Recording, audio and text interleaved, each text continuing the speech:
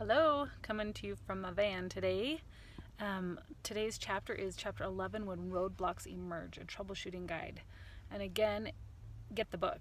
It's just so much detail I can't go into in this live, but last week we talked about putting it all together, all the 6 parts of living a natural, managing depression naturally. So one of the things Dr. Alardi mentions in this chapter, When Roadblocks Emerge, is that it is pretty bold to have the title be Depression Cure. But with all the research and with all the clinical trials he's done, most people that have gone through this have actually changed their depression around. Every once in a while there is somebody that has tried and done a pretty good job, but they're still facing symptoms. But most people, when they've put all of the parts in play, have had significant improvements in their depression symptoms. Some people have the best of intentions, but we are creatures of habit, and habits are really hard. It takes a few weeks of real effort before any new behavior turns into a full-fledged habit. Obviously, it's hard to stick with things, and after which it finally becomes rewarding and thus self-sustaining. So even when people are starting the TLC program, sometimes it's hard to turn these things into habits, and they slide and slip.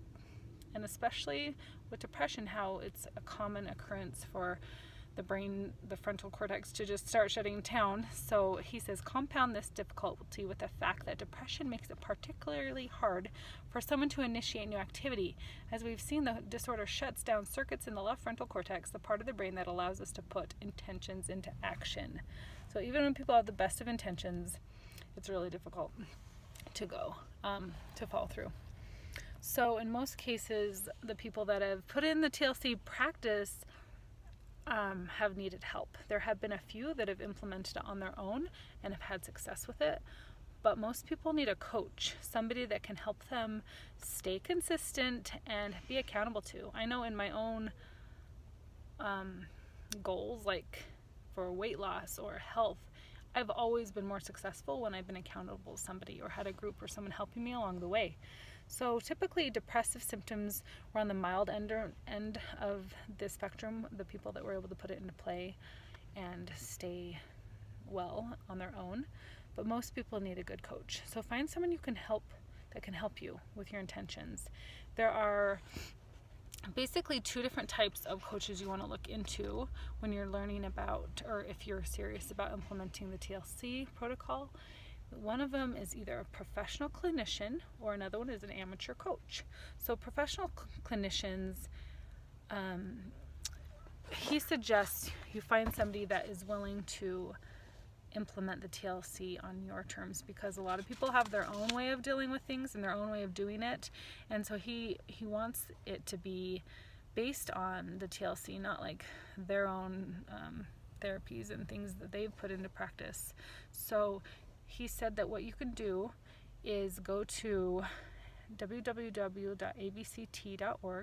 members directory, clinical directory, and I'll put this all in the comments, to look for a behavior and cognitive therapy clinician, someone that is willing to help you.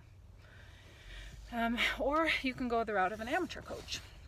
And this can be a loved one, a family member, a good friend, somebody that is willing to help you along the way and keep you on track. And I feel like this is the role I've been taking with my husband as amateur coach. I've been through this book now a couple different times. Obviously, speaking it with you guys has helped really get it solid in my brain. But making sure if you do go with an amateur coach, you have good rapport, a strong, trusting relationship with this person, because there's going to be times when the coach is going to be pushing you, and recognizing that it's not nagging, it's actually helping. And you don't want that to damage your relationship. So making sure you have good rapport.